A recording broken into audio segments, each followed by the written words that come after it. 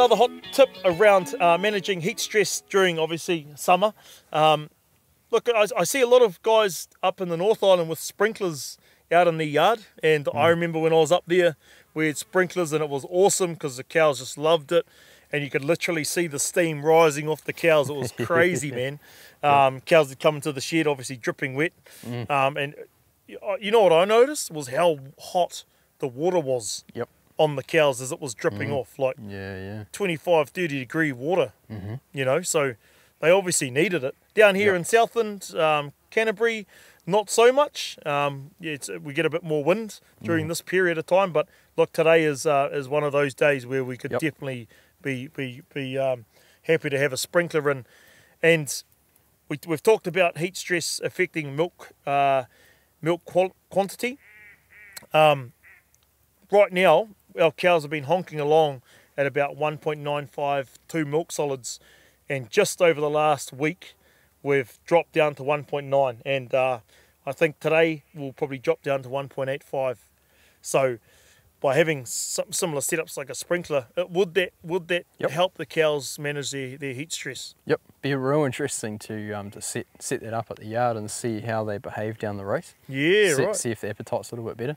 You obviously, you may not have seen, but we've had, the cows have been coming down the race and just standing in the race for sort of 15 odd minutes, which tells us that the appetite is not that high. We still haven't had any cows walk past, mate, for like, 40 minutes now, easy. They've just stood there. They're just standing in the lane. While they're standing in the lane, guys, they're not eating grass and they're not producing milk. Our cows, so we're sending about 1,000 milk solids a day at the moment, 1,000 to 1,050 milk solids a day. They divide that by 24 hours, you know, how many milk solids is that? An hour that's getting pumped out, shitload, you know. That's about 800 litres a day worth of milk's getting made per hour. Sorry, an hour.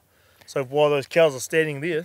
Well, grazing time's essential. They need every mouthful they can get, especially this time of the year, because their energy cost for maintenance in the heat to keep themselves cool is higher as well. So they have to eat more just to produce the same amount. Yeah, right. So having them standing in the race is not ideal. So we can install some sprinklers in the round yards.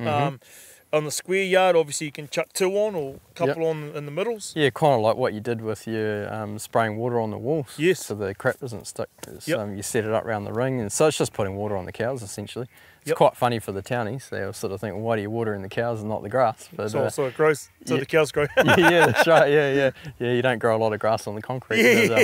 But no, it makes a big difference. But the other thing you can do if you can't put sprinklers on is you can wet the yard down. If you got water on the concrete, it doesn't heat up as much. And so, I don't know if you've had the butcher out and he always runs water through his trailer. It's amazing how it cools that trailer down. Yeah, definitely. So, yeah, exactly the same heat concept. Induction. Yep, and that can make a big difference. Wicked. Oh well, thanks guys. I hope you guys enjoyed that little hot tip. Feel free to comment any questions that you guys have got. We'll jump on and occupy those answers. And thanks again to Sean from Agbarns for coming on down and giving us a few more hot tips around how to manage our heat stress with our cows. See you guys next week. Cheers.